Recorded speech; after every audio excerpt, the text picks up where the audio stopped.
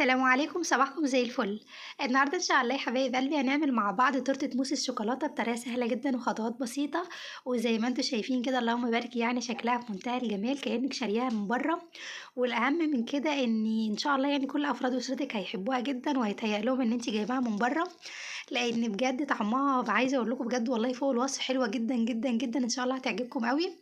اللي هي بقى ايه، مش هتعرفي تاكلي منها يعني معلقه واحده خلاص كده ودعي بقى الرجيم. ان شاء الله يا حبايب قلبي بجد الوصفه هتجربوها هتعجبكم جدا. مش هنتكلم بقى عن الوصفه وجمالها كتير، تعالوا نشوف كده الطريقه والمقادير.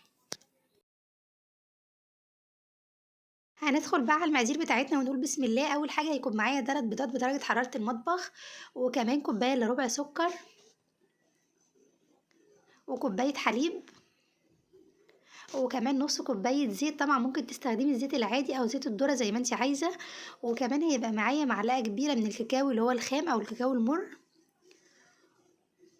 وطبعا معلقه كبيره بيكنج باودر او خميره الحلوى، وكمان 2 فانيليا.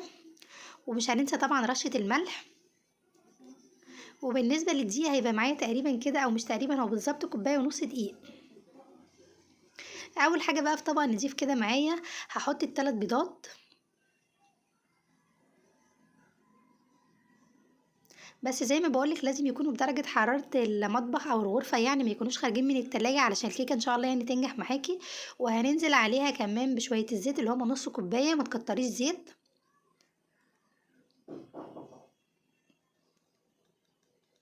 وكمان كوبايه الا ربع سكر اللي هو الحبيبات بتاعنا العادي خالص الابيض. واول ما بنحط بقى البيض على طول، يعني ما ننساش بقى نحط وراه على طول الفانيليا، علشان ايه ما ننساهاش. بنحط كيسين، وممكن لو عندك الفانيليا سائل تستخدمي برضو ايه يعني نص معلقه صغيره، ما تكتريش. علشان الفانيليا ممكن تعمل معاكي نتيجه عكسيه لو زودتيها، بتمرر معاكي في الكيك. وبالمضرب بقى السلك اللي هو اليدوي العادي خالص هنضرب المكونات دي كويس جدا. بس ما تستعجليش عليها، افضلي اضربي بيها كده دقيقتين 3 لغايه لما تحسي بقى ان حبيبات السكر دابت خالص. وهنا بقى معايا في المنخل ده هنحط كوبايه ونص دقيق، عليهم معلقه كبيره بيكنج باودر او معلقتين صغيرين ما يكونوش مليانين، وكمان معلقه كبيره كاكاو خام. وبعد كده هننخل بقى المكونات دي شويه بشويه كده على الخليط بتاع البيض. وزي ما انت شايفه كده انا بحط شويه بشويه واقلب كده تملي في اتجاه واحد،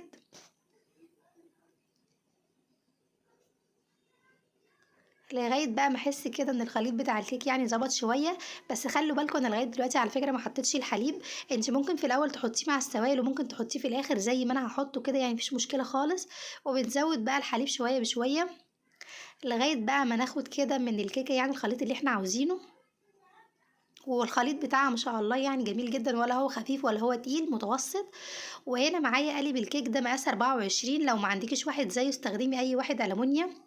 وبعد كده دهنته بمسحه صغيره خالص زيت. لازم طبعا تبطنيه كويس قوي بالزيت علشان ما يلزقش. وبعد كده هنصب فيه بقى الخليط بتاع الكيك. وطبعا هندق كده دقيقتين 3 على الصينيه علشان نتخلص يعني من اي هوا زياده او فراغات زياده جوه الكيك. وفي الوقت ده هتشغلي بقى الفرن بتاعتك يعني لمده دقيقتين او 3 دقايق، ما تشغليهاش قبلها بكتير علشان ما تسخنش قوي. وبعد كده بندخل بقى الفرن على درجة حرارة بتكون 180، ما بتكونش عالية ولا هادية، يعني متوسطة. وما بتاخدش على فكرة اكتر يعني من 35 ل 40 دقيقة بالكتير قوي بتكون استوت. في الوقت ده بقى احنا هنجهز موس الشوكولاتة. معايا هنا قالب شوكولاتة ده يا جماعة تقريبا يعني، او مش تقريبا، هو بالظبط. مش عارفة ايه كلمة تقريبا اللي ماسكة في لساني دي، هو بالظبط هقول تقريبا تاني. هو بالظبط ربع كيلو شوكولاتة او 250 جرام. بصراحة النوع اللي هو دريم ده كويس جدا. هنستخدم يا جماعة القالب كله، لان دي كده تورتة موس الشوكولاتة لازم تستخدمي فيها يعني شوكولاتة كتير. وببلانشة كده بقى وبسكينة مشرشرة هبتدي اقطع الشوكولاتة دي يعني على قد ما اقدر كده، تكون شرايح صغيرة علشان لما اجي اسيحها يعني تسيح معايا بسرعة. وطبعا بتحطيها بقى كلها في طبق وبتسيحيها كده على حمام ميه، بتجيبي شويه ميه على النار. واهم حاجه الميه ما تكونش كتيره، ما توصلش لطبق الشوكولاته. وتحطي الشوكولاته بتاعتك بقى وتخليها لغايه لما تسيح خالص. دي كده بقى الحكايه بتاعتي. طبعا انا سويت الوش لان الوش كان عالي شويه، لازم تخليها كده مبططه ومتساويه.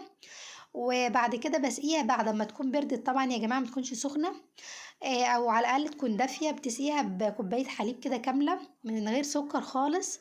دلوقتي هنجهز مع بعض بقى اللموس بتاع الشوكولاته. بيبقى عباره عن 250 جرام الكريمه اللي هي اللباني السايبه، او الكريمه الشانتيه السايبه، يعني تقريبا ربع كوبايه بالظبط.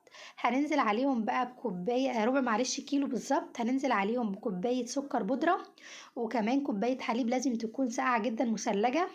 ممكن طبعا تستخدمي ميه، بس الاحسن ان انتي تستخدمي الحليب، هيدي طعم احلى. وبتضربيه بالمضرب الكهرباء لغايه بقى ما يديكي القوام الحلو ده.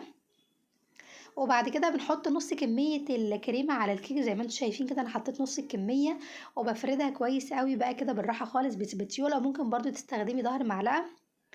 وبالنسبه لبقيه الكريمه بتاعتي بقى، هنحط عليها شويه من الشوكولاته اللي احنا سيحناها على حمام ميه. ولازم يا جماعة الشوكولاتة ما تكونش سخنة، لان الشوكولاتة لو سخنة وجيتي تحطيها على الكريمة هتخلي الكريمة بتاعتك دي تسيح، وفي نفس الوقت الشوكولاتة هتخرز منك. لكن لازم تكون الشوكولاتة سايحة، بس في نفس الوقت بدرجة حرارة المطبخ، ما تكونش سخنة. وهننزل كده تقريبا 4 معالق من معالق الاكل اللي هي العادية دي شوكولاتة على الكريمة بتاعتنا. لازم تحطي شوكولاتة كده كتير علشان تديكي بقى طعم موس الشوكولاتة الحلو. لو مش حابه ان انت تعملي الكريمه دي على ايدك بالطريقه دي، ممكن تجيبي موس شوكولاته جاهز بودر، وتحطي عليه بس يا دوب كده السكر والحليب، وتشتغلي بيه على طول هينفع. ودلوقتي طبعا بنقلب بقى الشوكولاته كويس قوي مع الكريمه.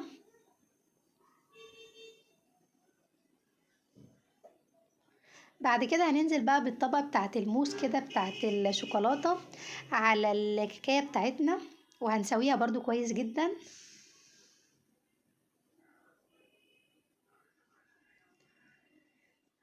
هنا معايا بقى شويه شوكولاته. دي بقيت يا جماعه القالب بتاع الشوكولاته زي ما انتم شايفين كده. الشوكولاته ما شاء الله سايله كويس قوي بصراحه، النوع دريم ده حلو قوي.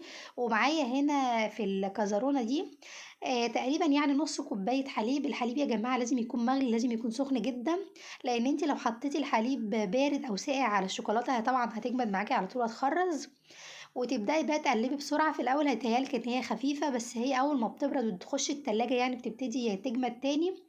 بس طبعا مش بتتكسر، لا، علشان الحليب اللي احنا حاطينه ده بيخلي الطبقه بتاعتها برضو تبقى طريه وجميله، وتعرفي تقطعيها يعني بسهوله. ده كده شكل ال الجلاش بتاع الشوكولاته بتاعنا. انا طبعا ما حطيتلوش زبده، لان انا كنت حاطه معلقتين زيت للشوكولاته وهي بتسيح علشان تبقى سايله بالشكل ده. لازم طبعا برضو الجناش اللي انت حاطاه ده يكون دافي، ما يكونش سخن. وتجيبي ظهر معلقه كده وتبتدي تنزلي الجناش على الكيك بتاعك، علشان برضو ايه ما يبقاش ان هو يخرم لنا طبقه الكريمه دي. وتنزليه بالراحه خالص. وزي ما بقولك لازم يكون دافي، ما يكونش سخن يا جماعه، علشان هيسيح لك الكريمه لو انت حطيتيه سخن. وبعد كده بظهر معلقه بقى تبداي ان انت تساوي طبقه الجناش دي كويس قوي على الكريمه، او على موس الشوكولاته اللي احنا كنا عاملينه. وبعد كده بتدخلي بقى التورتيه بتاعت موس الشوكولاته الجميله دي التلاجة، يعني لمده نص ساعه كده، مش اكتر من كده. بس طبعا بتغطيها بقى من فوق كده باي حاجه بلاستيك، بس تبعدي برضو عن طبقه الجناش، متلزقيهاش فيها. وبعد كده بتقطعيها بقى وبتاكليها كده انت ولادك بقى بالهنا والشفا.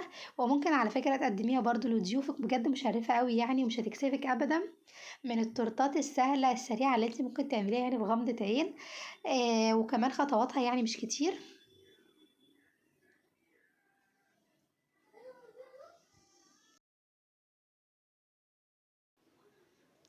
ودي كده الكيكايه بتاعتي بعد ما خرجتها من التلاجة. زي ما انتم شايفين كده لازم تسيسيها بالراحه خالص لغايه بقى ما تخرجيها من القالب بتاعها. وده كده كان شكلها بعد ما قطعت لكم بقى حته منها. زي ما انتم شايفين كده بجد منتهى الجمال. زي ما قلت لكم بقى مش هتعرفي توقفي بقى وودعي الرجيم، بجد حلوه جدا. اتمنى بقى يا حبايب قلبي ان كلكم تطبقوا الوصفه، علشان ان شاء الله يعني هتعجبكم جدا جدا جدا. ولو عجبتكم بقى ما تبخلوش عليا بقى بلايكاتكم الجميله، وهستنى كمان تعليقاتكم الجميله قوي والمشجعه على الفيديو. وبس كده اشوفكم بقى ان شاء الله يا حبايب قلبي في فيديو جديد. مع السلامه.